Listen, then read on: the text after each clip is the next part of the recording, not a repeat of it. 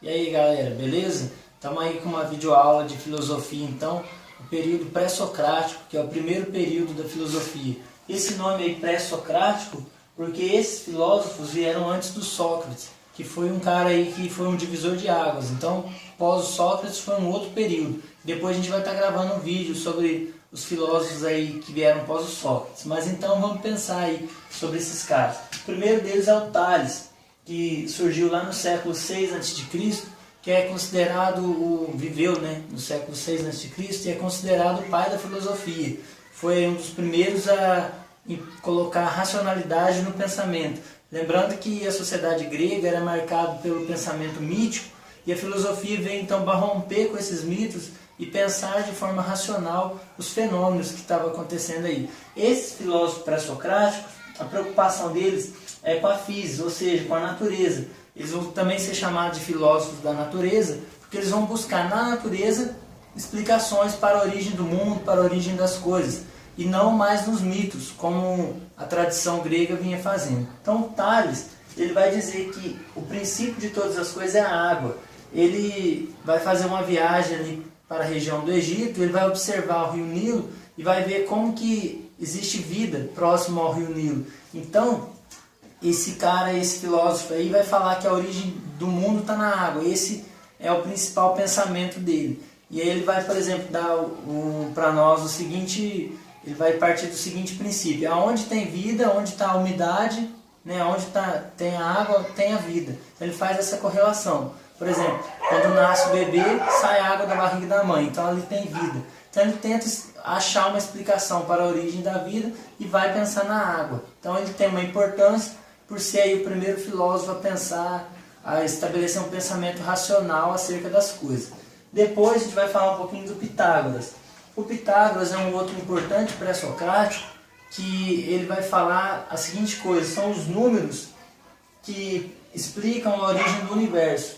Então, para ele, todas as coisas podem ser quantificáveis. E esse pensamento, de alguma forma, ele não está equivocado. Se a gente pensar, por exemplo, você pode pegar uma pessoa e atribuir números a ela, dar uma certa altura, uma certa massa, uma certa quantidade de células. Então, tudo dá para ser quantificado. E o Pitágoras acreditava que nesses números estaria a origem do universo, estaria a explicação para os mistérios da alma, como a gente colocou aí. E aqui nesse vídeo eu sublinhei as palavras-chave para esses filósofos. Então, Tales, a água, e o Pitágoras, os números. É bom lembrar, você já deve ter ouvido falar aí sobre o teorema de Tales, o teorema de Pitágoras. Então, isso faz sentido, porque esses filósofos, além de filósofos, eles eram também matemáticos. É bom lembrar que nesse período não havia uma divisão do conhecimento como existe nos dias atuais. Então, eles acabavam estudando aí vários assuntos ao mesmo tempo. Para a gente fechar esse vídeo, vamos falar de mais dois filósofos pré-socráticos importantíssimos, que é o Parmênides e o Heráclito. Então dá uma olhadinha aqui do lado de cá. O Parmênides, que viveu entre 530 e 460 a.C., ele achava que não havia movimento. Ele falou essa frase: o que é e não poderia deixar de ser.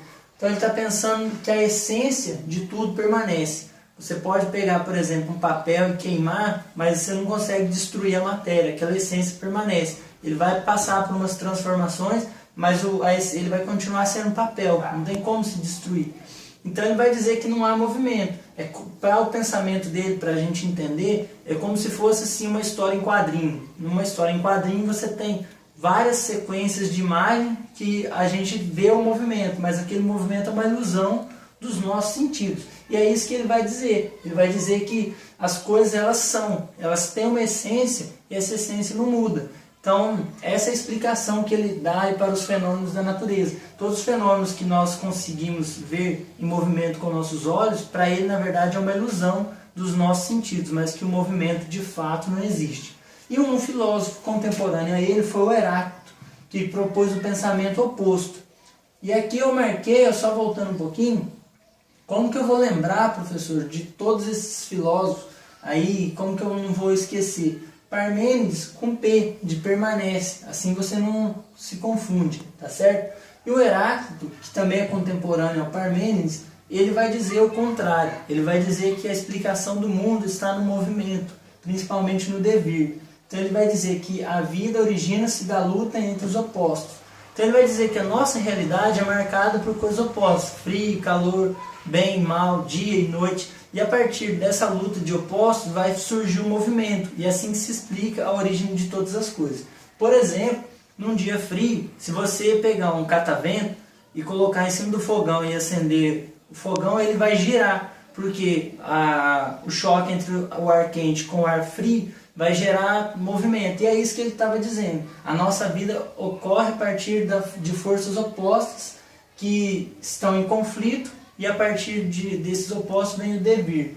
Então esse é o pensamento dele, tá certo? Então é isso aí. Essa é a nossa videoaula aí sobre os pré-socráticos. É claro que é um resumão, só para a gente lembrar ideias-chave, mas vale a pena vocês aí se aprofundar sobre esses filósofos aí que são importantes. Então um abração a todos e até a próxima.